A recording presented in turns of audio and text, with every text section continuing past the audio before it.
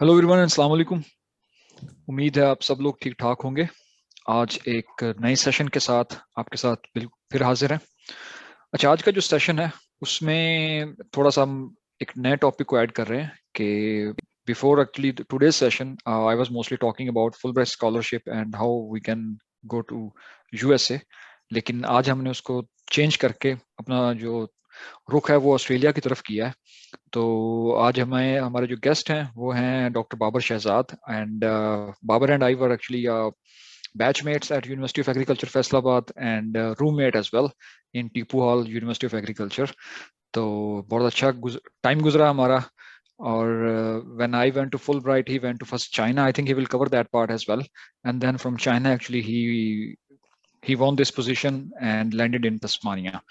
So without like wasting any further time, we will move towards Babar Shahzad. And if you have any question, keep noting down those, and you can share those your questions in the chat anytime. और लेकिन इस session के बाद जो है वो फिर हम वैसे भी सेशन को ओपन करेंगे for the questions, and we will be happy to answer those. So let's start. So Dr. Babar, you are good to start. अस्सलाम वालेकुम। Thank you so much Mohsin भाई इनवाइट करने के लिए और ये सेशन जो है इसको कंडक्ट करने के लिए, ताकि हम लोगों को अवेयरनेस दे सकें कि वो जाएं यूएसए के लिए जरूर जाएं, लेकिन और भी ऑप्शंस हैं। तो बहुत अच्छी ऑप्शंस भी हैं। तो आज हम इंशाल्लाह उस चीज को कवर अप करेंगे। तो आई थिंक मैं स्टार्ट करता हूँ फिर इधर से मोहसिन भाई जी। जैसे कि मोहसिन भाई ने बताया, मेरा नाम बाबर शहजाद है और रूममेट रह चुके हैं, इकट्ठे बैचमेट भी थे हम यूनिवर्सिटी के अंदर। तो अभी मैंने कंप्लीट की है PhD in plant physiology, masters, और जो बैचलर थी वो एग्रोनॉमी में थी। तो आगे भी प्लांट फिजियोलॉजी में इंशाल्लाह अल्हम्दुलिल्लाह हो चुकी है। तो आज हम शेयर करेंगे मेरी story, success story I would say, कि वो कैसे, कहाँ से स्टार्ट हुई, मोटिवेशन क्या थी उसके पीछे, क्या क्या उसके फैक्टर्स थे, और किस तरह से मोहसिन भाई ने हमें भी मोटिवेट किया। बहुत शुक्रिया मोहसिन भाई। You're welcome. अभी मैं यूनिवर्सिटी ऑफ तस्मानिया में होबार्ट में हूँ और इस चीज को हम कवर इंशाल्लाह करेंगे। ये रिसर्च थोड़ी सी मेरी हुई है और इसको भी इंशाल्लाह हम देखेंगे। किसी ने क्वेश्चन करने होंगे पब्लिकेशंस के बारे में, साइटेशंस के बारे में, web of sciences, Google scholar etcetera, तो वो भी इंशाल्लाह हम इसको ना कवर अप कर लेंगे। ये यूनिवर्सिटी ऑफ तस्मानिया का साइंटिफिक कैंपस है, जहां पर मैंने ऑलमोस्ट 5 साल गुजारे। और चलते हैं जी हम कि मैं कहाँ से बिलोंग करता हूँ। फैसलाबाद की तहसील तांदलामाला से मेरा ताल्लुक है और बेसिक एजुकेशन स्कूल तक वहाँ से गवर्नमेंट हाई स्कूल से हासिल की। एफएससी के लिए शिबली कॉलेज में स्कॉलरशिप मिला। तो 2006 से 2008 तक ये एफएससी वहाँ से कंप्लीट की प्री मेडिकल के साथ, और फिर हमारा सफर शुरू हो गया यूनिवर्सिटी ऑफ एग्रीकल्चर फैसलाबाद में। 2008 से 2014 तक ये मेरे 6 साल यूनिवर्सिटी में गुजरे, बैचलर में, और 2 साल मास्टर्स में। थोड़ी बहुत यादें मोहसिन में भी शायद नजर आए आपको। तो ये वो टाइम था जिसके वक्त हमारी नरिशमेंट हो रही थी। थोड़ी सी वो एक तलब थी कि कुछ करना है लाइफ के अंदर, अपने लिए भी, फैमिली के लिए भी, मुल्क के लिए भी, और वर्ल्ड भी कह सकते हैं हम, क्योंकि हम जो कर रहे हैं वो एट द एंड हमें दूसरों के लिए भी करना है। 2014 के अंदर अल्हम्दुलिल्लाह मैंने मास्टर्स कंप्लीट की और देन सोचा कि पीएचडी करनी है। और पीएचडी करने के लिए चाइनीज गवर्नमेंट स्कॉलरशिप के लिए अप्लाई करना शुरू किया। तो बेसिकली ये end of the last semester में काम शुरू किया, क्योंकि एप्लीकेशन जो चाइना के लिए जाती हैं वो आपकी दिसंबर में शुरू हो जाती हैं, जनवरी फरवरी और समटाइम मार्च और अप्रैल तक चलती है। तो मुझे चाइनीज गवर्नमेंट स्कॉलरशिप मिला। 2 साल तक मैं चाइना में रहा, क्योंकि उसमें 1 साल मैंने चाइनीज लैंग्वेज की, और साथ साथ जो ऑस्ट्रेलिया आने का ख्वाब था वो भी चलता रहा, और उसके ऊपर भी काम मैं करता रहा। तो एक्चुअली ये 2014 में ही शुरू हुआ था, जो ऑस्ट्रेलिया वाला भी था, लेकिन वही कि जो अपॉर्चुनिटी मुझे मिली वो मैंने ना उसको कबूल कर लिया और उसको साथ लेके आगे चलने का सोचा।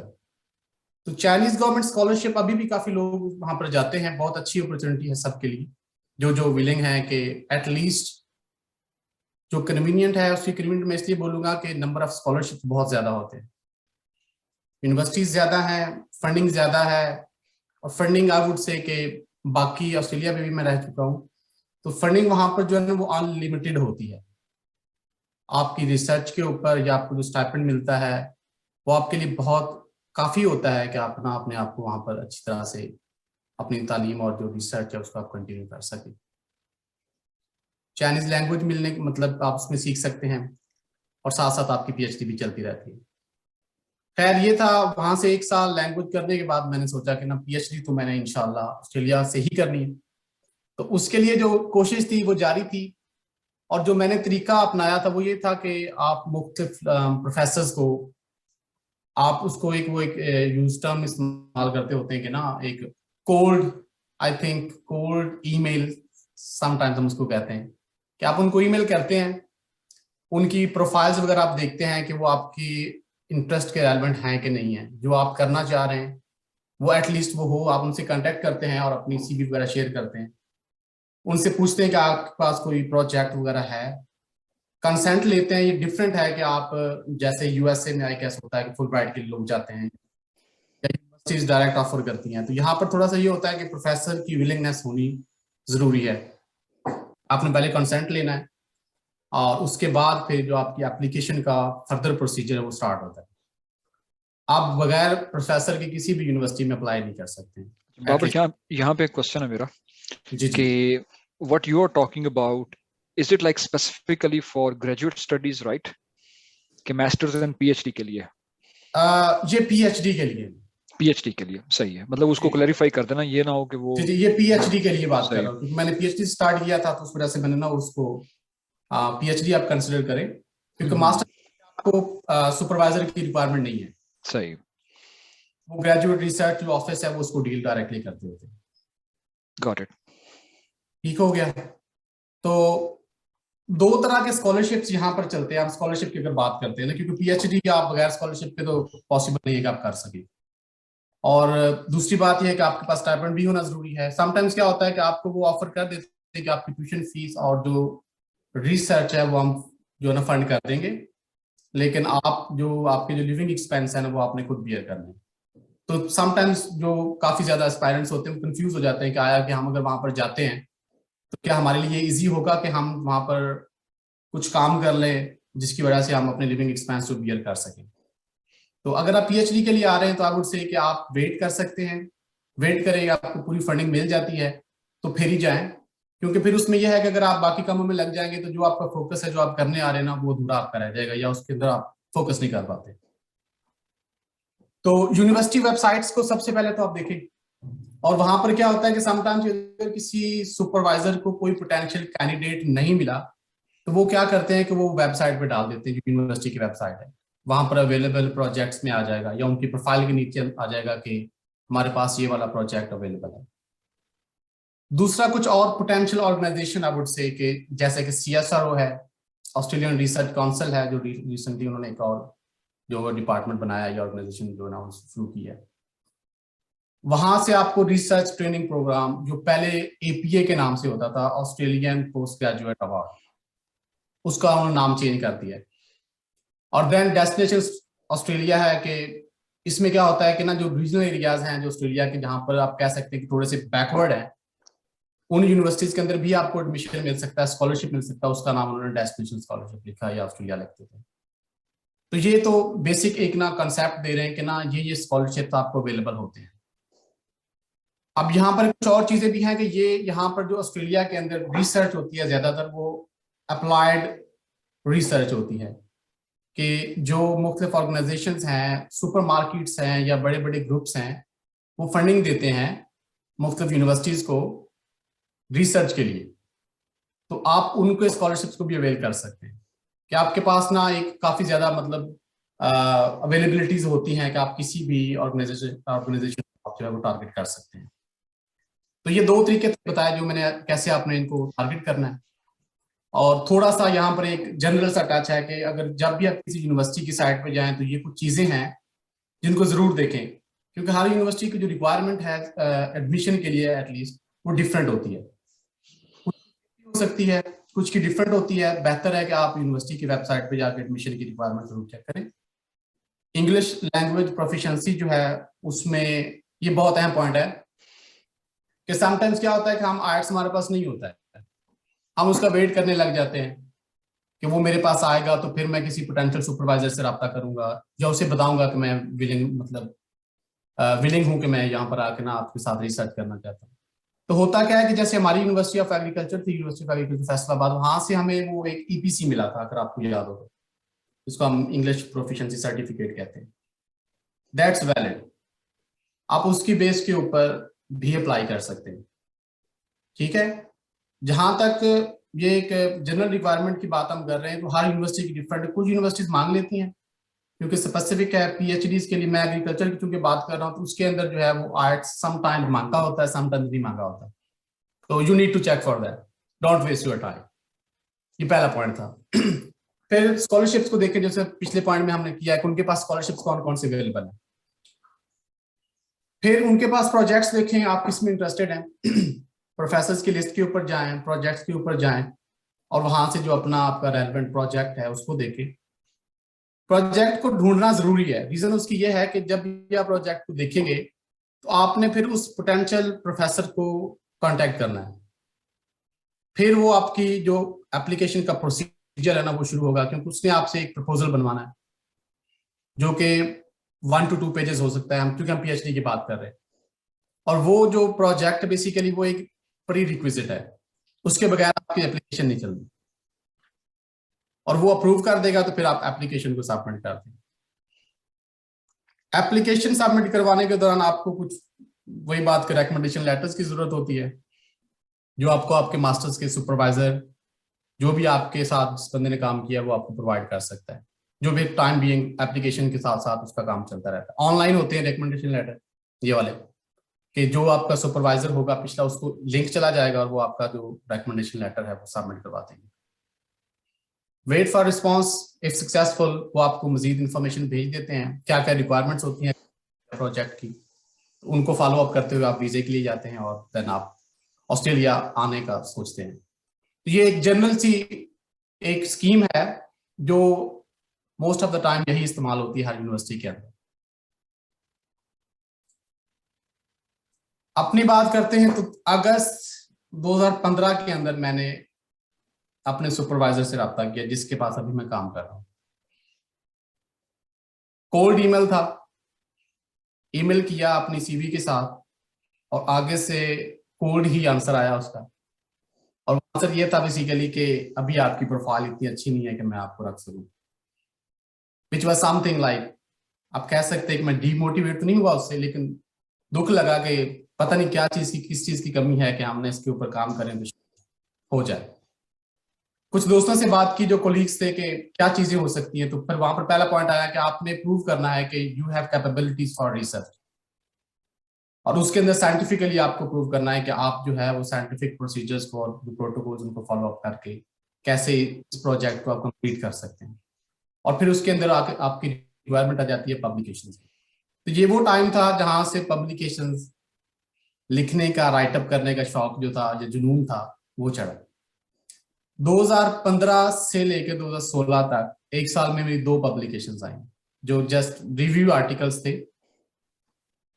और जो ये साबित करने के लिए काफी थे कि आई कैन डू समथिंग, जो उसकी रिक्वायरमेंट थी एप्लीकेशन की कि आपके पास कैलिबर हो कि आप लिख सकते हो साइंटिफिकली।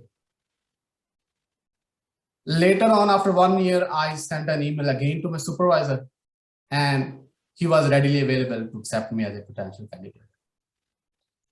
और उनका आगे से जवाब ये था बेसिकली कि नाउ यू आर एलिजिबल। तो ये वो टाइम था जिसमें आपको एक आप कह सकते हैं गैप मिला, जिसमें आपके पास टाइम इतना था कि आपने उसको अवेल किया और उसके अंदर आपने अपनी जो आउटपुट थी वो बढ़ा ली। तो ये जब भी आप इस चीज को हम थोड़ा सा इस पैरा में लेते हैं कि जो स्टूडेंट्स अभी वेट कर रहे हैं अपनी मास्टर्स की डिग्रीज का, या जो मास्टर्स में अभी हैं जो रिसर्च कर रहे हैं, उनको चाहिए कि वो अपनी पब्लिकेशंस के ऊपर भी थोड़ा सा टाइम जो है ना उसको दे के जो रिसर्च कर रहे हैं ना वो इस तरह की हो कि वो पब्लिकेशंस में जा सके। पब्लिकेशन अच्छी हो बुरी हो वो एक बात की बात है, लेकिन that should be a publication, क्योंकि वो जरूरी है। अगर आपने मास्टर्स कर लिया और आप एप्लीकेशन डालते हैं तो हो सकता है कि वो मेरे वाला आपको आंसर मिल जाए कि अभी आपके पास में कुछ है नहीं जिसकी वजह से हम आपको एक्सेप्ट करें पीएचडी के लिए। यहाँ पे मेरा एक क्वेश्चन है बाबर। जी तो जैसा कि अच्छा, थोड़ा सा हम आपसे ये भी पूछेंगे कि उनका जो इनटेक साइकिल होता है, एडमिशन साइकिल, उसके जी बारे जी में। और जी बाकी जिस तरह मुझे आपके जो कमेंट्स हैं या बात सुन के यही लगा है कि पब्लिकेशंस यहाँ पे जो है वो बहुत ज़्यादा इंपॉर्टेंट होती हैं, ऑस्ट्रेलिया में खास तौर पे। बिल्कुल। क्योंकि मैं, मेरा एक डिफरेंट बैकग्राउंड था कि मैंने when I applied for full bright, तो मेरी पब्लिकेशन मेरी भी दो ही थी। लेकिन मैंने काफ़ी सारे कैंडिडेट्स पीएचडी कैसे थे कि उनको देखा था कि उनके पास पब्लिकेशंस नहीं थी, पब्लिकेशन नहीं बट थी। they landed it successfully like in ठीक one है, of the like good बेहतर, universities in US। तो ठीक है। क्योंकि उसमें हमें आइडिया ये हुआ था कि क्योंकि बच्चे अभी फ्रेश ग्रेजुएट्स होके आ रहे हैं, तो they do not expect, but लेकिन if you have done some publications तो आपका मतलब वेटेज काफी अच्छा होगा आपके एप्लीकेशन काफी को, अच्छा हो जाता है। काफी लेकिन अच्छा हो मोस्टली जाएगा। यहाँ पर एक बात है कि ये डिपेंड करता है सुपरवाइजर के ऊपर, जिस बंदे को आप हम्म। कि उसका क्या तरीकाकार है। सही। ज्यादातर क्या होता है कि कुछ सुपरवाइजर्स होते हैं वो जो आपको मैंने बोला है कि शुरू में जो प्री रिक्विजिट है कि वो मिनिमम जो उसकी रिक्वायरमेंट है उसको लेके चलते हैं, हम्म। प्रूव कर दे किसी ना किसी तरह से अपने कवर लेटर के अंदर या अपन एप्लीकेशन के दौरान। क्योंकि जिस हम्म। प्रपोजल बनाना है तो उसके अंदर चीजें भी आपने ये मेंशन करनी है, क्योंकि प्रपोजल बनाने का तरीकाकार भी वैसा ही होता है जैसे आपने पब्लिकेशन को राइट अप करना है, तो सही आपने है।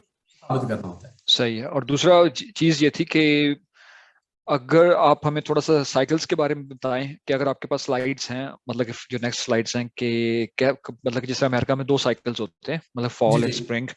और अगर बच्चे इनटेक करना चाह रहे हैं तो बच्चों को कब से अपनी एप्लीकेशंस के ऊपर जो काम स्टार्ट कर देना चाहिए, इफ दे आर प्लानिंग बिल्कुल टू ठीक है। विन और टू मतलब कि Hunt any opportunity in Australia बिल्कुल स्पेसिफिकली। सही है, जैसे कि ये स्लाइड पे है कि अगस्त 2015 हम्म। बेसिकली होता क्या है कि इनका जो साइकिल है वो दो ही चलते हैं, कि एक जो है अक्टूबर में इनका एंड होता है एप्लीकेशन का, और फरवरी तक वो फिनिश होता है, उसको आप कह सकते हैं कि कंप्लीट हो जाता है साइकिल। सक्सेसफुल या अनसक्सेसफुल कैंडिडेट्स उनको इन्फॉर्म कर देते हैं कि आप सक्सेसफुल है या नहीं है।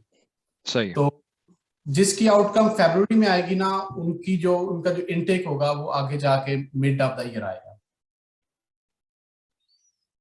आप ये कह सकते हैं कि इनका एक साल का प्रोसीजर है कंप्लीट जो है, कि अगर अक्टूबर में एप्लीकेशन आपने, क्योंकि हमारी यूनिवर्सिटी के अंदर भी ऐसे ही है कि अक्टूबर में इनकी लास्ट डेट होती है एप्लीकेशन की, आउटकम जो है आपको वो जनवरी या फरवरी तक आ जाएगी।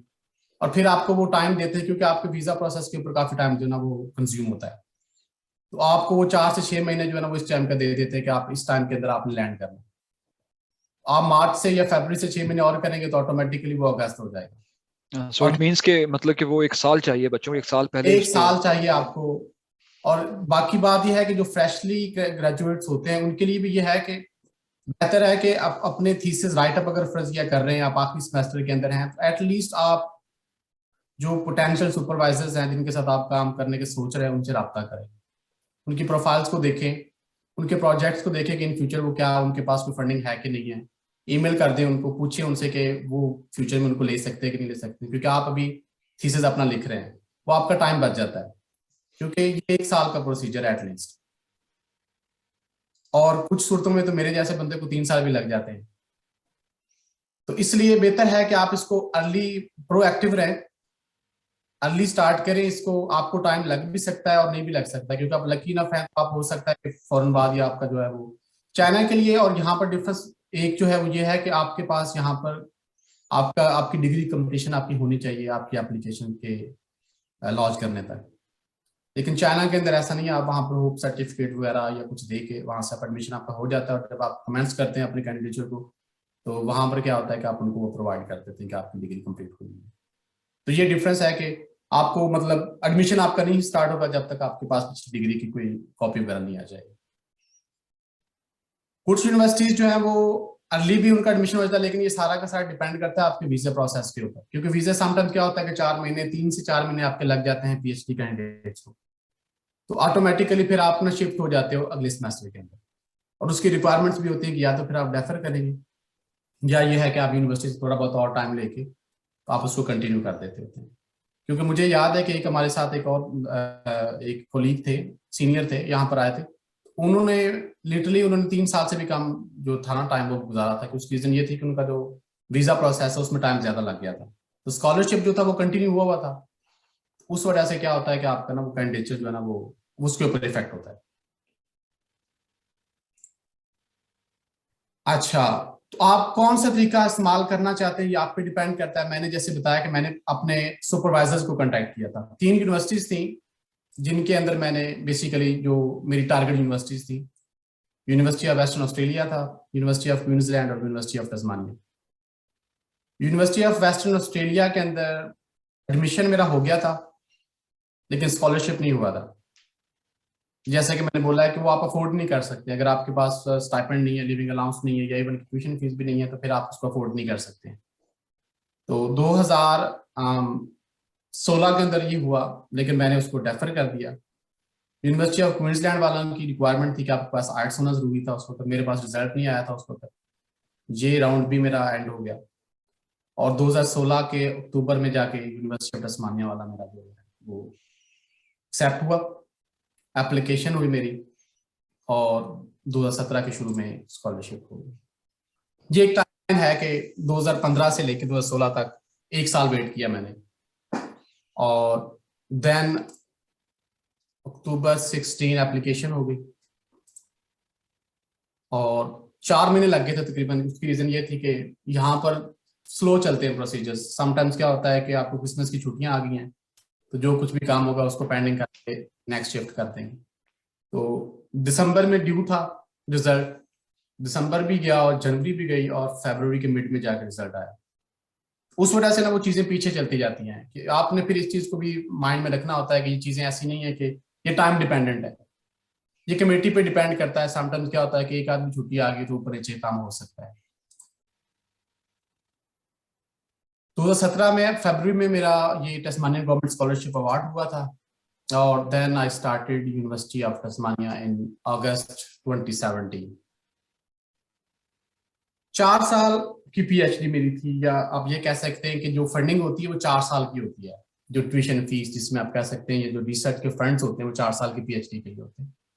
और इसके अंदर जो स्टाइपेंड है, जो आपको लिविंग अलाउंस मिलना है, वो आपको 3.5 ईयर का मिलना है। पहले ये 3 साल थे, बाद में क्या होता था बेसिकली कि एक्सटेंशन की एप्लीकेशन जाती थी, तो उन्होंने ऑल ओवर द यूनिवर्सिटी ये रूल कर दिया कि अब आप कैसे करें कि आप इसको एक यूनिवर्सली बना देंगे, 3.5 साल ही इनको स्टाइपेंड देना है, इसके बाद कोई एक्सटेंशन अवेलेबल नहीं होगी। तो आइडियली होता क्या है कि लोग 3.5 साल तक रिसर्च वगैरह जो कुछ भी होता है कंप्लीट करते हैं, और लास्ट 6 मंथ्स जो है वो आपके राइटअप में भी चले जाते हैं। और मैंने भी यही तरीका अपनाया कि लास्ट 6 मंथ्स विदाउट स्टाइपेंड जो थे वो थीसिस लिखा, और देन उसकी थीसिस सबमिशन वगैरह हुई। लिहाजा ये जहां पर जो बेसिकली मैं एडवाइस करूंगा वो ये होता है कि सुपरवाइजर्स आपको बेसिकली ना पुश नहीं करते हैं। पहला 1 साल आप कह सकते हैं या 2 साल आप कह सकते हैं, क्योंकि ये सब आपने काम करना होता है। ये यहाँ पर ऐसा नहीं है कि आपके पास कोई, जैसे हम पाकिस्तान में थोड़ा सा हमारे साथ इश्यूज यही होते हैं कि हमें पीछे से कोई बताने वाला होता है कि भाई काम कर लो, काम कर लो। तो हम ना वो एक वो जो बात सुन के करने वाले काम के आदी होते हैं ना, तो यहाँ पर ऐसा नहीं करते वो अनटिल अनलेस कि जब इन्हें पता लग जाए, क्योंकि इनकी रिक्वायरमेंट नहीं है कि उन्होंने आपको पीएचडी करवा के ही भेजना है। ये आपकी अपनी मेहनत है जो आपने करके इनको बताना है कि आपने वाकई ही पीएचडी अर्न करनी है कि आप वैसे ही टाइम जाया करने आए। तो एक साल जो पहला है वो बेसिकली आपका ऐसे ही गुजर जाता है, ऊपर नीचे आप ऑस्ट्रेलिया की हवा खाते खुदे गुजर जाता है, वो पता नहीं लगता। लेकिन क्रिटिकल होता है सबसे पहला साल, क्योंकि उस साल के अंदर आपकी रिपोर्ट जानी होती है। आपका 1 साल कंप्लीट होगा, आप सक्सेसफुल होंगे, आपका नेक्स्ट ईयर कंटिन्यू हो जाएगा। अगर आपका वो पहला साल सही तरह से नहीं गुजरता है, आपका सुपरवाइजर आपको नहीं पसंद कर रहा, तो हो सकता है कि आपकी पीएचडी वहां पर ही एंड हो जाए। बेहतर है कि पहले साल को ज्यादा से ज्यादा यूटिलाइज करें, और थीसिस को भी आप लास्ट 6 मंथ जो 3.5 के उसमें कंप्लीट करें, ताकि आपका वो टाइम बच जाए। पब्लिकेशन के साथ आप चल सकते हैं, क्योंकि बाय पब्लिकेशन भी थीसिस जाता है, और जो एक क्लासिक व्यू है या क्लासिक तरह से आप थीसिस लिखते हैं चैप्टर वाइज, अब वो भी लिख सकते हैं।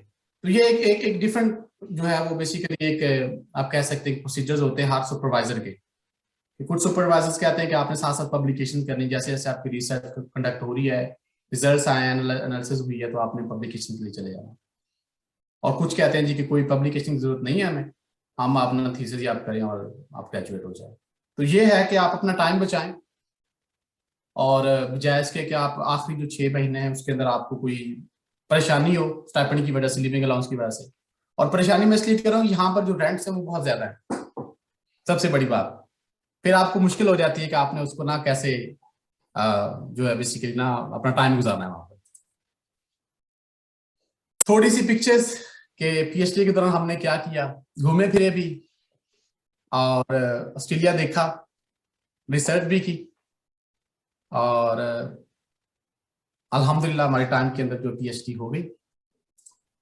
और ग्रेजुएशन आप कह सकते हैं कि नेक्स्ट मंथ तक इंशाल्लाह मेरी हो जानी है, क्योंकि थीसिस मेरा रिवीजन में चला गया फरवरी में। तो यहाँ तक ये जो बात थी कि मैंने कैसे अपना सफर जो है ना वो कंटिन्यू किया।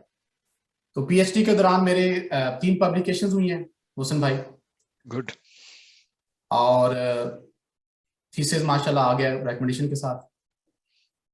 और जैसे कि शुरू में बताया था कि ओवरऑल मेरी 40+ पब्लिकेशंस हो चुकी हैं, इसके अंदर जो वेल साइटेड जो हैं या टॉप साइटेड आर्टिकल्स भी हैं, और साइटेशन जो है वो ऑलमोस्ट 4000 होने वाली हैं।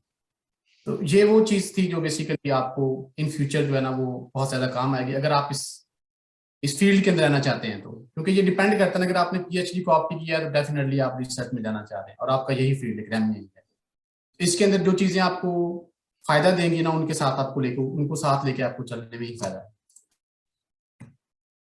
थोड़ा सा यहाँ पर कि हम ऑस्ट्रेलिया में क्यों आए, क्या क्या इसके फायदे हैं, नुकसान हैं, लाइफ कैसी है, लाइफ एंड वर्क बैलेंस। यहाँ पर सबसे जो ज्यादा फोकस किया जाता है वो इन 2 जो पहले पॉइंट्स इनके ऊपर किया जाता है। आपने बीमार नहीं होना है, परेशान नहीं होना है, आइसोलेशन में आपने नहीं जाना। क्योंकि समटाइम्स होता क्या है कि हम एक दूसरे मुल्क में आ जाते हैं, रिसर्च में फंस जाते हैं, आप कह सकते हैं, क्योंकि आपका जब इधर आ जाते हैं तो आपकी रिसर्च ही सब कुछ होता है। तो फिर आप जब उसके ऊपर ज्यादा सोचते हैं तो चीजें थोड़ी सी ना आपके कंट्रोल से बाहर जाना शुरू हो जाती है। इसलिए इनके पास ये चीज जो है कि आपने लाइफ और वर्क को बैलेंस करना है। 5 दिन काम करें, 8 to 5 वर्क करें, वीकेंड जो है वो आपके आराम के लिए, रेस्ट करने के लिए, घूमें फिरें, बाहर जाएं, दोस्तों को मिले, फैमिलीज के साथ टाइम गुजारें। लेकिन 8 से 5 का जो टाइमिंग है वो ज्यादा अच्छी है सबके लिए, कि आप उसी के अंदर जो है ना वो उसको यूटिलाइज करें। पब्लिक हाउसिंग वगैरह की बात है, थोड़ी सी ट्रांसपोर्ट की है, कि ट्रांसपोर्ट जो है यहाँ पर ज्यादातर स्टूडेंट्स जो आप कह सकते हैं कि एशियन जो आप कह सकते हैं, हम क्योंकि साउथ एशियन है, आप एशियन में चाइनीज आ जाएंगे या बाकी जो भी हैं उनमें आ जाएंगे, तो वो क्या करते हैं कि वो यूनिवर्सिटी की सराउंडिंग के अंदर ही घर ढूंढेंगे। और रीजन उसकी ये होती है कि वो यूनिवर्सिटी में ही सारा टाइम गुजारना चाह रहे होते हैं, कि रिसर्च फोकस्ड होते हैं। तो इसलिए फिर क्या होता है कि हमारे लोगों, हम जैसे लोगों के लिए क्या होता है कि वो जो सराउंडिंग यूनिवर्सिटी की होती है ना, हमें वहां पर जो अवेलेबिलिटी होती है कम हो जाती है। फिर आप थोड़ा सा दूर जाते हैं, और जब थोड़ा सा दूर जाते हैं तो फिर आपको ट्रांसपोर्टेशन का मसला होता है। और ट्रांसपोर्टेशन के लिए जब आप पब्लिक ट्रांसपोर्ट यूज करते हैं, टाइम ज्यादा ज्यादा ज़ाया होता है, तो फिर आप अपनी कन्वीनियंस की तरफ आ जाते हैं। तो ये चीजें हैं कि उनको फिर आपको बैलेंस करके चलना पड़ता है, कि आपने फिर उनको अपने स्टाइपेंड को, अपना जो लिविंग अलाउंस वगैरह है उसको फिर मैनेज करना होता है। मेडिकल वगैरह एक अच्छी चीज है, बल्कि मैं कहूँगा बहुत अच्छी चीज है जो स्टूडेंट्स को ये देते हैं। क्योंकि जब भी स्कॉलरशिप होता है, समटाइम्स क्या होता है कि मेडिकल के लिए जो ओवरसीज हेल्थ इंश्योरेंस होती है वो यूनिवर्सिटीज देती हैं, क्योंकि वो कुछ प्रोजेक्ट्स के अंदर ऑलरेडी इंक्लूडेड होती है। लेकिन समटाइम्स क्या होता है कि वो इंक्लूडेड नहीं होती, तो फिर आपको परचेज करनी पड़ती है। परचेज करने का फायदा ये हो जाता है कि आपके यहाँ पर मेडिकल बहुत महंगे हैं, और अगर आपके पास होता है तो एटलीस्ट आप सिक्योर हो जाते हैं मेंटली। आपको कुछ अल्लाह ना करे कुछ हो जाए तो एटलीस्ट आप सिक्योर है। और ये मेडिकल जो है ये वीजा की एक कंडीशन भी है, अगर आपके पास ये इंश्योरेंस नहीं होगी तो आपको वीजा भी अलाट नहीं होगी। क्वालिटी, एजुकेशन क्वालिटी की बात करते हैं। जो पीएचडी है वो बेसिकली कोर्स वर्क नहीं है, ये रिसर्च इंटेंसिव आप इसको कह सकते हैं।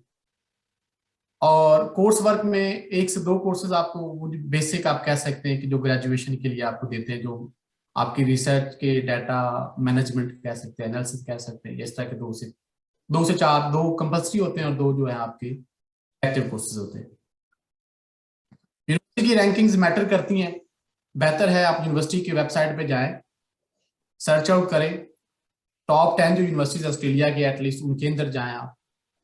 फिर उसके अंदर आपका जो स्कूल है या आपका जो डिपार्टमेंट है उसकी रैंकिंग पे भी जाए, क्योंकि वो भी बहुत मैटर करता है। समटाइम्स क्या होता है कि आपकी यूनिवर्सिटी जो है उसकी रैंकिंग हो सकता है कि वो 10th हो, लेकिन जिस डिपार्टमेंट में आप जा रहे हो सकता है वो नंबर 1 पे हो।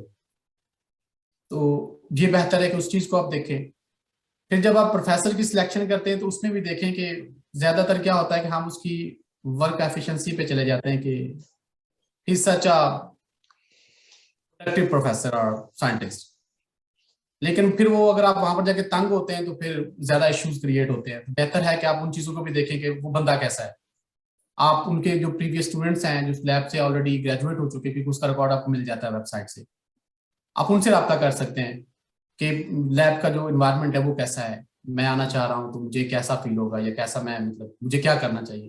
तो एक अच्छी ऑप्शन है कि आप उनसे रब्ता करें, तो वो आपको एक अच्छी आपको क्लू मिल जाता है कि आप किस तरह के प्रोफेसर को, किस तरह के प्रोफेसर के साथ आप काम करना चाहेंगे। थोड़ा सा इसके अंदर और चीजें हैं कि एडवांटेजेस डिसएडवांटेजेस भी है जो हम उसको थोड़ा डिस्कस कर सकते हैं। कि जो स्टाइपेंड होता है वेल इनफ होता है कि अगर आप सिर्फ और सिर्फ रिसर्च ही करना चाह रहे हैं, क्योंकि ज्यादातर क्या होता है, हम मैं थोड़ी सी फोकस कर रहा हूँ पाकिस्तान, इंडिया और बांग्लादेश की, कि जो हम सब कॉन्टिनेंट वाले लोग हैं, ये हम साथ काम करने की कोशिश करते हैं, कवर अप करने की कोशिश करते हैं। उससे आपकी ना डाइवर्जन आपको हो जाती है। जो आप रिसर्च कर रहे हैं या जो भी आप पीएचडी जिसमें कर रहे हैं, तो उसके अंदर वो पॉसिबिलिटी ये होती है कि आपका टाइम जो है वो ज्यादातर आपका काम में लग जाता है। स्टाइपेंड वेल इनफ होता है, अगर सिंगल आ रहा है, फैमिली भी आ रही है, तो उसमें आप मेंटेन उसको कर सकते हैं। कोशिश करें अपने स्कॉलरशिप के साथ ही आए। मास्टर्स के स्टूडेंट्स के लिए थोड़ा सा मैं क्लियर कर देता हूँ कि उनके लिए जरूरी नहीं है, क्योंकि ज्यादातर मास्टर स्टूडेंट्स सेल्फ फाइनेंस्ड होते हैं और उन्होंने फिर यहाँ पर आके काम करना होता है, और वहां से बेसिकली काम खराब होना शुरू होता है कि पैसे कमाने के चक्कर में और फीस देने के चक्कर में वो जो करने आते हैं वो भूल जाते हैं, क्योंकि फीस बहुत ज्यादा होती है और उसको कमाने के लिए आप ना दिन रात जो है वो ये कर देते हैं, और जो असाइनमेंट्स होती हैं फिर वो भी आपसे कवर अप नहीं हो पाती। तो थोड़ा सा ये है कि आप पीएचडी में जब हैं तो क्योंकि आपको स्टाइपेंड मिल रहा है तो वो इतना ज्यादा है कि आप उसको उसमें से हाउस रेंट्स वगैरह हैं, ग्रोसरीज हैं, आपकी ट्रांसपोर्ट है, आप एक वेल बैलेंस्ड लाइफ जो है ना उसके अंदर जो है ना वो गुजार सकते हैं। कुछ लोगों का ये भी होता है कि परमानेंटली रहना यहाँ पर, तो उसके अंदर आपकी परमानेंट रेजिडेंसी के भी चांसेस ज्यादा हैं जो पीएचडी करने लोग आते हैं उनके, कंपेयर्ड विद जो मास्टर स्टूडेंट्स हैं, क्योंकि पॉइंट बेस्ड सिस्टम है इनका कि आपको पॉइंट्स मिलते हैं आपकी क्वालिफिकेशंस के, आपके एक्सपीरियंस के, आपके एज के, तो उनको मिला के जिस वक्त आप करते हैं तो आप फिर एलिजिबल हो जाते हैं अपनी रेजिडेंसी के। देन आफ्टर 1 ईयर आप सिटीजनशिप के लिए भी अप्लाई कर सकते हैं। और सबसे बड़ी बात कि स्कॉलरशिप्स बहुत ज्यादा कंपेटिटिव होते हैं। आप ये ना समझें कि आपने एक दफा अप्लाई करना है तो आपको मिल जाएगा। Keep try. इसका ये मतलब नहीं कि आपको मैं डिमोटिवेट कर रहा हूँ, इसका ये मतलब लें आपके आप अपने आप को पहले दिन से ही तैयार करें कि आपने compete करना है, आपने एक दौड़ में हिस्सा लेना है, और पीएचडी की रिसर्च की बेस के ऊपर आपने फ्यूचर फंडिंग भी अप्लाई करनी है। इसलिए जितना फोकस आप पीएचडी के ऊपर करेंगे उतना ज्यादा जो है ना वो आपके जो जो रोशन मुस्तकबिल होता है उसके लिए जो है ना वो आप उसके आप संगे मिल रखते हैं। कोई क्वेश्चन मोहसिन भाई यहाँ पर? एक क्वेश्चन हमें आया शहरियार की तरफ से कि PhD in Australia will be on student visa और वर्क वीजा। जी, एजुकेशन पर्पसेज, रिसर्च पर्पसेज जितने भी हैं, अनटिल अनलेस आप किसी ऑर्गेनाइजेशन की तरफ से आ रहे हैं, जैसे कि यूनिवर्सिटीज हैं पाकिस्तान के अंदर, जो फैकल्टी प्रोग्राम्स होते हैं उनके अंदर अगर आप आते हैं तो वो वीजा डिफरेंट होगा। बाकी जितने पीएचडी के या मास्टर्स के लिए हैं वो स्टूडेंट वीजा ही होगा। उनकी सबकी कैटेगरी सेम है, जिसको 500 कहते हैं स्टूडेंट वीजा, और उसके अंदर भी दो कैटेगरीज हैं कि कोर्स वर्क है या आपका या पोस्ट ग्रेजुएट रिसर्च वीजा। और इसके बाबर अंदर ये जो मतलब कि वीजाज हैं जो स्टूडेंट्स अदर देन मतलब कि गवर्नमेंट फंडिंग्स हैं, तो जी जी वो they are eligible for applying for permanent residency and citizenship, right? के उसकी रिक्वायरमेंट्स डिफरेंट, आगे वो उसको थोड़ा सा ऐसे कवर अप कर लें कि इनकी जो परमानेंट रेजिडेंसी की रिक्वायरमेंट्स हैं वो ये हैं कि आपने एटलीस्ट जो है वो 4 साल गुजार के फिर आप सिटीजनशिप में कन्वर्ट हो जाएंगे। क्योंकि मुझे अक्सर पहले बच्चों दिन भी के आके यहाँ पर परमानेंट रेजिडेंसी अप्लाई कर सकते हैं अगर आपके पॉइंट्स पूरे हो जाते हैं, एलिजिबल हैं। जो हम स्टूडेंट वीजा की बात बेसिकली कर रहे हैं तो वो क्या होता है कि जब आप किसी भी स्टेट में किसी भी यूनिवर्सिटी के अंदर आपका एडमिशन हो जाता है और वहां से आप अपनी कंप्लीशन करते हैं अपनी एजुकेशन को, तो फिर वहां से आपको पॉइंट्स मिलते हैं ऑस्ट्रेलियन एजुकेशन के। वो पॉइंट्स आपके एड अप होके जो उसकी मिनिमम जो उसका क्राइटेरिया है वो उसमें आप पूरे हो जाते हैं, तो फिर वो चांसेस आपके परमानेंट रेजिडेंसी उस बेस के ऊपर बढ़ जाते हैं। थोड़ा सा इसको मजीद कवर अप करते हैं कि जो बड़े सिटीज हैं या बड़ी स्टेट जो डेवलप्ड है उनके अंदर पढ़ना और एक रीजनल एरिया के अंदर पढ़ने में फर्क है कि जो रीजनल एरिया में बंदा आके पढ़ेगा उसको एडिशनल पॉइंट्स देंगे और उसके लिए जो परमानेंट रेजिडेंसी की रिक्वायरमेंट्स हैं वो आप कह सकते हैं कि थोड़ी सी लीनियंट है कंपेयर्ड विद मेलबर्न, सिडनी और वो जो बड़े सिटीज हैं जहां पर आप एजुकेशन ले रहे हैं, तो वो एडवांटेज और डिसएडवांटेज उसमें आ जाए। अच्छा, ये जो इनके रीजनल एरियाज हैं, इनकी जो जी जी यूनिवर्सिटीज हैं, मुझे ऐसा है अभी तक मतलब कि मैंने फर्स्ट टाइम आपसे सुन रहा हूँ ये सारी जी डिस्टिंक्शन जी जो है, तो उसमें कोई वेल नोन यूनिवर्सिटीज भी हैं और मतलब कि वो रीजनल एरिया से मुराद क्या, वो मतलब कि इंटरनल स्टेट्स जो हैं ये बहुत, क्योंकि मेरी जो अंडरस्टैंडिंग है ऑस्ट्रेलिया के मैप के बारे में, जो जितने भी बड़े सिटीज हैं they are all like coast cities, और पोर्ट सिटीज हैं वो मतलब कि कोस्ट बाउंड्री पे जो है ना वो सिचुएटेड है। तो बिल्कुल। रीजनल मीन्स के वो मतलब के अंदर हैं मतलब कि रीजनल की डेफिनेशन एग्जैक्टली तो मैं उसको नहीं कह सकता, आप उसको बैकवर्ड कह सकते हैं दूसरे अल्फाज में। बैकवर्ड और मीन मतलब कि remote areas, remote not areas हम उसको बैकवर्ड कह मतलब। सकते हैं। हम्म हाँ जी। और उसके अंदर भी ये है कि जो मेट्रोपॉलिटन सिटीज है उनसे डिस्टेंस की बेस के ऊपर हम बात कर सकते हैं उसको, हम्म कि आप उसको देहाती एरिया भी कह सकते हैं। देहाती भी इसलिए मैं कह रहा हूँ बेसिकली कि वो छोटे सिटीज है, उनकी पॉपुलेशन पाकिस्तान जैसी नहीं है या इंडिया जैसी नहीं है, हम्म ठीक है।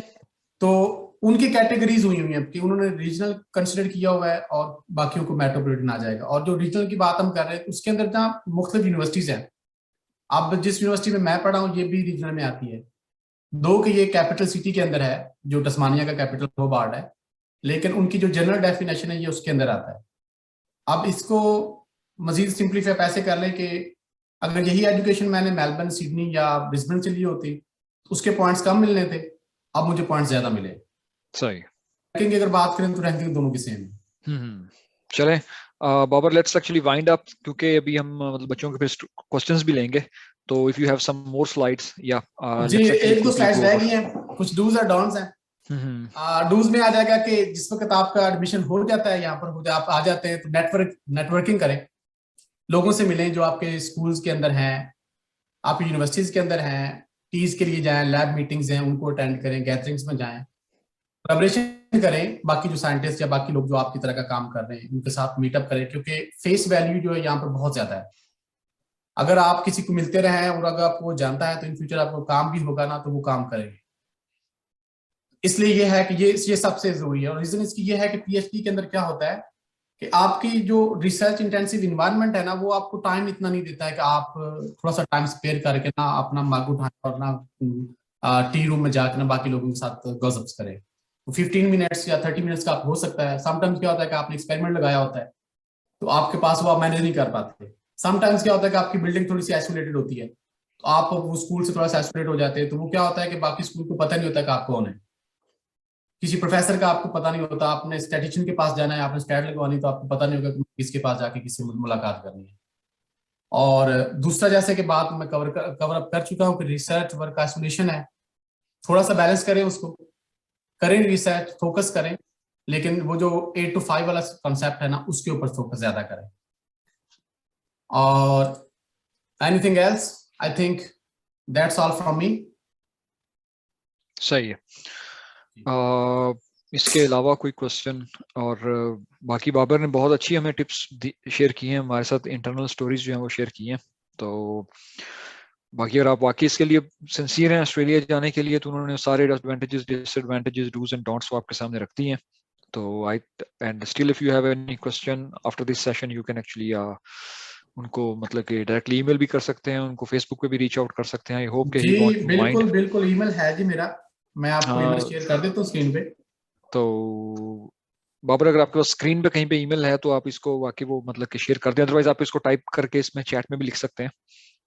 जी लेट मी चेक मोहसिन भाई, हाँ जी। मैं और यहाँ पर बाकी इसको हम लोग कर मतलब देता हूँ। के बाबर के साथ एक और इवेंट करेंगे, एक सेशन जो है वो मतलब फ्यूचर में may be like possibly next month, क्योंकि Babar is moving to Melbourne. तो once he get settle down then we will have another session where he will actually we will talk about in detail like if you want to apply and तो इंशाल्लाह हमारे साथ रहिएगा। और दूसरा ये कि नेक्स्ट वीक जो हमारा सेशन होगा वो आई विल एक्सप्लेन कि if you want to apply for American universities how you can apply. तो और उसके डूज एंड डोंट्स क्या हैं और उसके एडवांटेजेस डिसएडवांटेजेस, तो उसके ऊपर हमारे मैं इसके लिए डिटेल्स जो है वो शेयर कर दूंगा अपने फेसबुक पे, इस तरह एक इवेंट जो है वो क्रिएट कर दूंगा। बाकी मैंने शेयर किया हुआ है अपने मतलब कि if you want to get connected with me तो यू कैन डू दैट। मेरा एक छोटा सा व्हाट्सएप ग्रुप भी है जिसमें मतलब कि मैं छोटी छोटी अपडेट्स ही शेयर करता रहता हूँ जितना मुझे टाइम मिलता है। तो वो मैं once again I can like put those here, तो आप उन चीज़ों को भी ज्वाइन कर सकते हैं। तो बाकी अगर आपका क्वेश्चन नहीं है तो फिर हम इसको वाइंड अप करते हैं। Thank you, Dr. Babar. I hope thanks for joining us and preparing these slides and waking up like so late, क्योंकि उस वक्त मैं ऑस्ट्रेलिया में जो है वो रात का टाइम है और ये सब कुछ हम आप लोगों के लिए कर रहे हैं। तो actually so try to get as much knowledge from us as you can. तो इससे पहले कि हम लोग अपनी जो प्रोफेशनल रिस्पॉन्सिबिलिटीज जो है वहाँ पे ज़्यादा बिजी हो जाएं, तो हमारी बिल्कुल कोशिश है कि आपके लिए एक मतलब आपको जितनी इन्फॉर्मेशन है, और बाकी ये वीडियोस जो हैं ये मतलब कि अवेलेबल होंगी इसके बाद सेशन में। तो you can search these any time on my YouTube channel, Facebook पे अभी भी हम लाइव हैं। तो that's all. Once again doctor Babar, thank you and बहुत शुक्रिया मोहसिन इंशाल्लाह भाई, I will reach you out for the next session most and welcome sir. हाँ जी इंशाल्लाह। तो ठीक है participants, stay safe, take care, thanks for joining us और इंशाल्लाह मिलते हैं नेक्स्ट सेशन में। सो अल्लाह हाफिज, बाय बाय फ्रॉम अल्लाह माय हाफिज़, साइड। थैंक अल्लाह यू। हाफिज।